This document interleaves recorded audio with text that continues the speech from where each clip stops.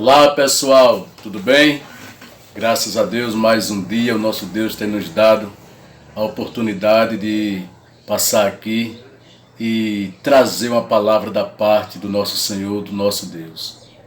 Queridos, que neste dia seja um dia de vitória, um dia de renovo, porque o nosso Deus é tremendo e é fiel. Vamos à palavra, que se encontra no segundo livro dos reis de Israel, capítulo de número 6, versículo de número 1, até onde nos for concedido, em nome de Jesus.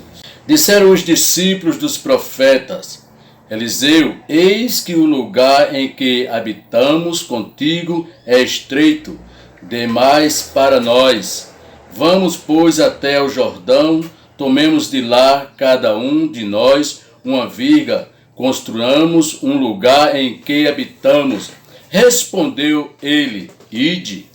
Disse um servente ireis com os teus servos. Ele tornou: Eu irei.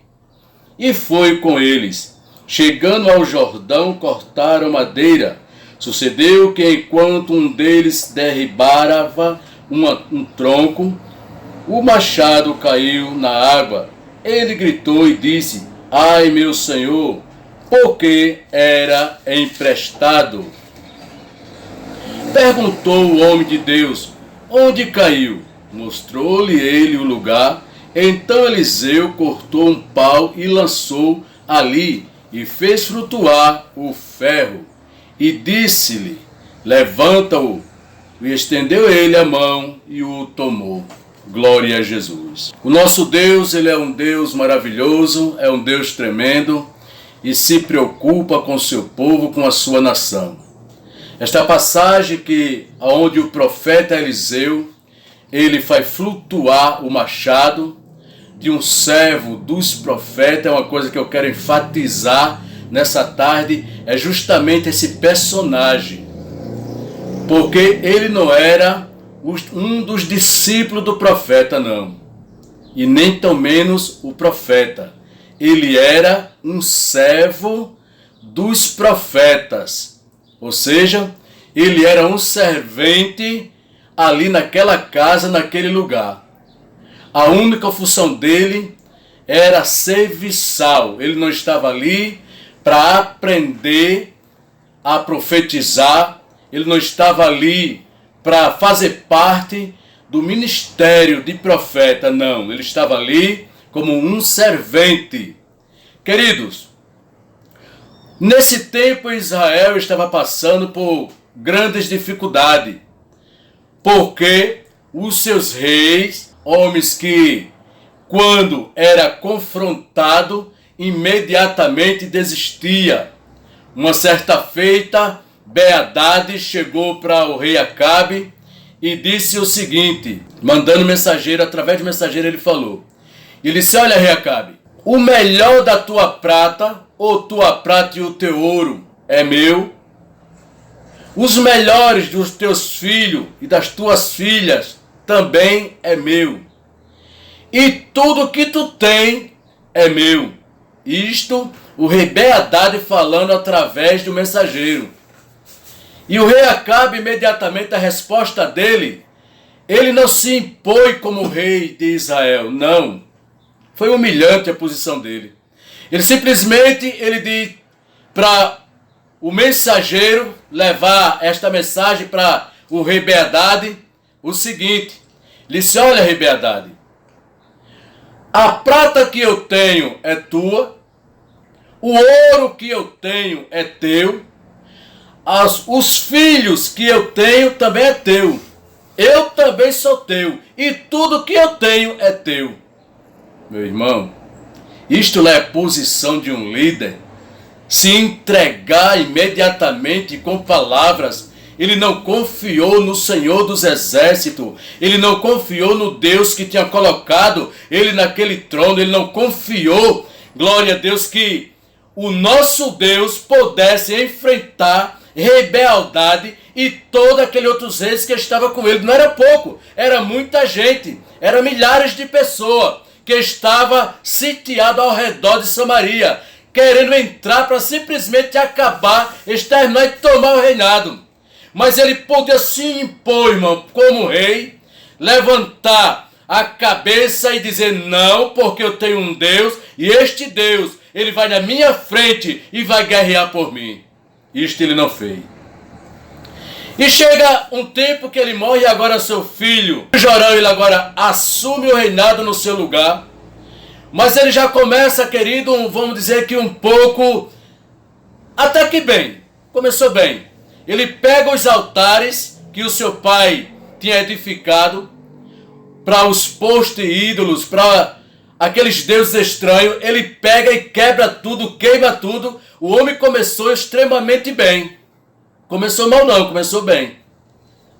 Mas quando ele se associa, começa a tomar conselho com pessoas que ele não devia tomar, porque se ele tem deixado tudo isso para trás, a adoração a Deus estranho, aposto ídolos ou ídolo, ou o que ele bem queria fazer, qual era o que ele tinha que fazer agora? Seguir o caminho de Davi, um rei que adorou o nosso Deus de uma maneira extraordinária.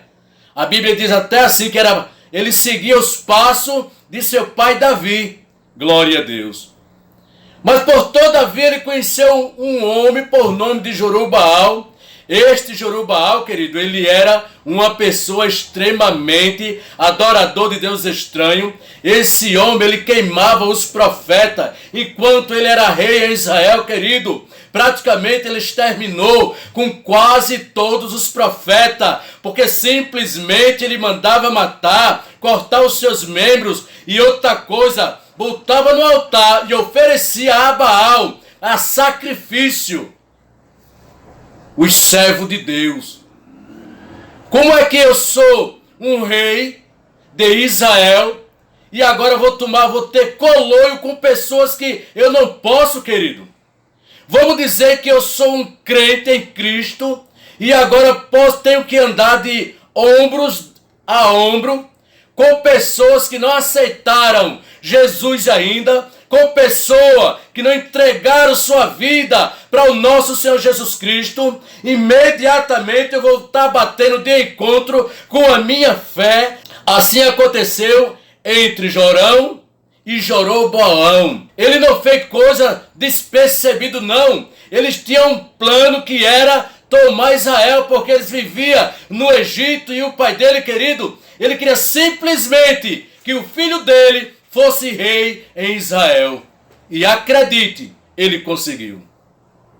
Depois que o filho de Salomão reina, que faz uma tolice muito grande, ele diz que trataria o povo de Israel com ferros e escorpiões, ou seja, muito rígido, com muita dureza, e o povo não aguentou. Ele causou uma separação, e agora o povo de Judá torna-se em duas tribos, povo de Judá e povo de Israel.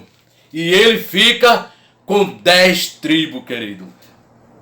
O cara, ele era inteligente. Aquele moço, ele era sabido. A Bíblia diz que os filhos das trevas são muito mais prudentes do que os filhos da luz. Devemos ter muito cuidado com isto. Homem que outrora queimava os profetas, homem que outrora matava os sacerdotes e o povo de Deus, não podia jamais ele fazer união com Jorão de jeito nenhum, Jeroboão. Jorão não podia fazer esta união, mas ele fez. E por isso ficou aquele rei mole, um rei com a sua mão totalmente frouxa, sem autoridade, trouxe maldições para Israel, porque não levou o povo à adoração ao Deus Criador dos céus e da terra, não conseguiu levar o povo à adoração ao Senhor dos exércitos. Aquele povo adorava todo tipo de Deus estranho, só não adorava o Deus Criador dos céus e da terra, o Deus que lhe deu vida em abundância, o Deus que lhe deu terras em abundância, riqueza e poder. Isso eles não obedeciam e nem adoravam. mas a Baal, um Deus estranho, um Deus perverso, segundo ao povo fenício, querido, que adorava ele. Imediatamente este rei, querido, eu trago ele agora e faço uma união, uma ligação com este servo que levou o machado até a beira do Rio Jordão para cortar lenha. Aquela firmeza que era para ele ter na mão dele, ele não teve. E aquele machado simplesmente caiu, simbolizando o rei de Israel. Mão frouxa, um homem sem resistência. Não era porque ele tinha doença na mão, não, de jeito nenhum.